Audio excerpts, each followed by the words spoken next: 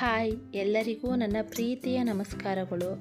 ಹೂವು ತಂದಿದ್ರಲ್ವ ನಮ್ಮ ಅಮ್ಮ, ಹೂವನ್ನೆಲ್ಲ ಕಟ್ಟಿದೆ ಮತ್ತು ಬಿಡಿ ಹೂವನ್ನೆಲ್ಲ ಪೋಣಿಸಿದೆ.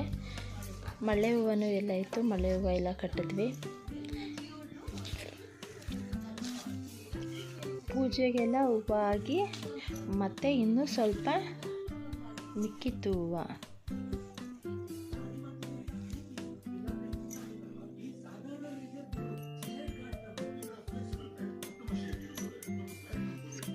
ಸ್ಕೂಲಿಂದ ನನ್ನ ಮಕ್ಕಳುಗಳು ಬಂದು ಹೋಮ್ವರ್ಕ್ ಎಲ್ಲ ಬರ್ಕೊಂಡ್ರು.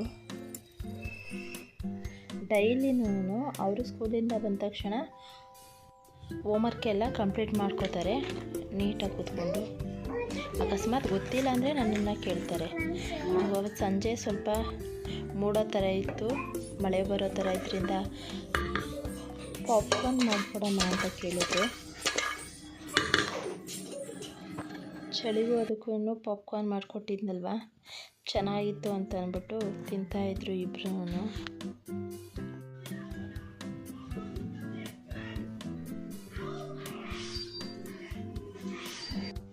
ಬೆಳಿಗ್ಗೆ ಬೇಗ ಎದ್ದು ಹೊರಗಡೆ ಎಲ್ಲ ರಂಗೋಲಿ ಎಲ್ಲ ಬಿಟ್ಟೆ, ಮತ್ತು ಹೊಸೆಲ್ಲ ತೊಳೆದ್ಬಿಟ್ಟು ಹೊಸ ಮೇಲೂ ರಂಗೋಲಿ ಎಲ್ಲ ಬಿಟ್ಟೆ. ಲಾಸ್ಟ್ ಶ್ರಾವಣ ಮಾಸ ಆಗಿದ್ದರಿಂದ ಲಾಸ್ಟ್ ಅಂದರೆ ಶುಕ್ರವಾರ ದಿನ ಎಷ್ಟೊಂದು ಜನ ಅಂದರೆ ಜಾಸ್ತಿ ಜನ ಮಹಾಲಕ್ಷ್ಮಿ ಪೂಜೆನ ಮಾಡ್ತಾರೆ. ನಾವು ಸಿಂಪಲಾಗಿ ವಾರ ಅಂತ ಅಂದ್ಬಿಟ್ಟು ವಾರನ ಮಾಡ್ಕೋತೀವಿ ನಾವು ಪ್ರತಿ ಶುಕ್ರವಾರ. ಮತ್ತು ಸ್ಟವ್ ಎಲ್ಲ ನೀಟಾಗಿ ಕ್ಲೀನ್ ಮಾಡಿಕೊಂಡು ಹೂವು ಎಲ್ಲ ಇಟ್ಟು ಪೂಜೆ ಎಲ್ಲ ಮಾಡಿದ್ವಿ. ಮತ್ತು ನಮ್ಮ ಮನೇಲಿ ಯಾವಾಗಲೂ ಪಪಾಯ ಹಣ್ಣಿರುತ್ತೆ.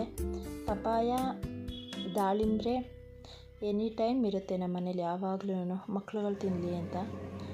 ಮತ್ತು ಚಾನ್ವಿಗೆ ಎಳ್ನೀರು ಜಾಸ್ತಿ ಕುಡಿಬೇಕಾಗಿತ್ತಂತೆ, ಅದರಿಂದ ಎಳ್ನೀರು ಜಾಸ್ತಿ.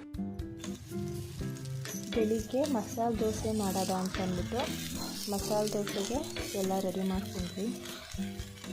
ನೆನ್ನೆ ಎಲ್ಲ ಅಕ್ಕಿ ಎಲ್ಲ ಉಣ್ಯಕ್ಕಿದ್ದೆ, ಅಕ್ಕಿ ಎಲ್ಲ ಉಣ್ಯಕ್ಕೆ ರುಬ್ಬಿ ಎಲ್ಲ ಮಾಡಿದ್ದೆ, ನೆನೆಸಿಟ್ಟಿದ್ದೆ.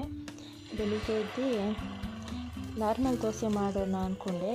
ಯಾವಾಗಲೂ ಮಾಡ್ತಾಯಿರ್ತೀನಲ್ವ ನಾರ್ಮಲ್ ದೋಸೆ ಅಂತ ಅಂದ್ಬಿಟ್ಟು ಮಸಾಲೆ ದೋಸೆನೇ ಮಾಡೋಣ ಅಂದ್ಕೊಂಡು ಮಾಡ್ತಾಯಿದ್ದೀನಿ. ಮತ್ತು ಅದಕ್ಕೆ ಕೆಂಪು ಚಟ್ನಿ ಬರುತ್ತಲ್ವ, ಕೆಂಪು ಚಟ್ನಿಗೆ ಬ್ಯಾಡಗೆ ಮೆಣಸಿನ್ಕಾಯಿನ ನೀರಲ್ಲಿ ನೆನೆಸ್ಕೊಂಡು ಅದಕ್ಕೆ ಸ್ವಲ್ಪ ಶುಂಠಿ ಮತ್ತು ಬೆಳ್ಳುಳ್ಳಿ ಮೂರನ್ನು ನೆನೆಸಿಟ್ಟ ಬ್ಯಾಡಗೆ ಮೆಣಸಿನ್ಕಾಯಿ ಮೂರನ್ನು ರುಬ್ಕೊಂಡಿದ್ದೆ. ಸ್ವಲ್ಪ ಉಪ್ಪು ಹಾಕ್ಬಿಟ್ಟು ರುಬ್ಕೊಂಡಿದ್ದೆ ಮೂರು. ಹೀಗೆ ಮಾಡಿಕೊಟ್ಟಿದ್ರಿಂದ ಮಕ್ಕಳಿಗೆ ಚೆನ್ನಾಗೈತೆ ಮಸಾಲೆ ದೋಸೆ, ಹೋಟ್ಲಲ್ಲಿ ಮಸಾಲೆ ದೋಸೆ ಥರ ಅಂತ ಅಂದ್ಬಿಟ್ಟು ಖುಷಿ ಪಟ್ಕೊಂಡು ತಿಂದರು.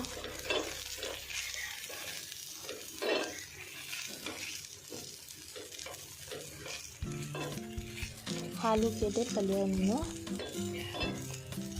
ಮಸಾಲೆ ದೋಸೆಗೆ ಮಧ್ಯ ಹಾಕಿ ಮತ್ತು ಫೋಲ್ಡ್ ಮಾಡಿಕೊಡ್ತಾರಲ್ವ, ಅದೇ ಥರ ಸೇಮ್ ಮಾಡಿಕೊಟ್ಟಿದ್ದೆ.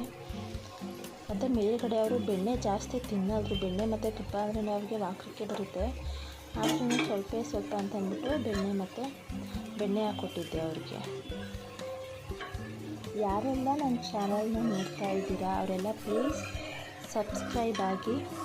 ನಮಗೂ ಸಹ ಒಂದು ಧೈರ್ಯ ಬರುತ್ತೆ, ಇರಪ್ಪ ನಾನು ಇನ್ನೂ ಹೆಚ್ಚು ವ್ಲಾಗ್ಗಳನ್ನ ಹಾಕೋಣ ಅಂತ ಖುಷಿ ಆಗುತ್ತೆ. ನಿಮ್ಮ ಪ್ರೀತಿ, ನಿಮ್ಮ ಸಹಕಾರ ನಮ್ಮ ಮೇಲೆ ಸದಾಕಾಲ ಇರಲಿ.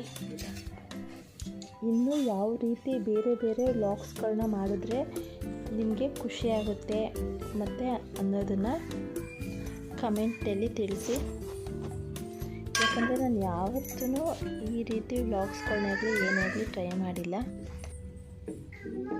ಹಾಗೆ ಸುಚಿ ವ್ಲಾಗ್ಸ್ ಕನ್ನಡನ ಪ್ಲೀಸ್ ಸಬ್ಸ್ಕ್ರೈಬ್ ಮಾಡಿ. ಎಲ್ಲರಿಗೂ ನನ್ನ ಪ್ರೀತಿಯ ಧನ್ಯವಾದಗಳು.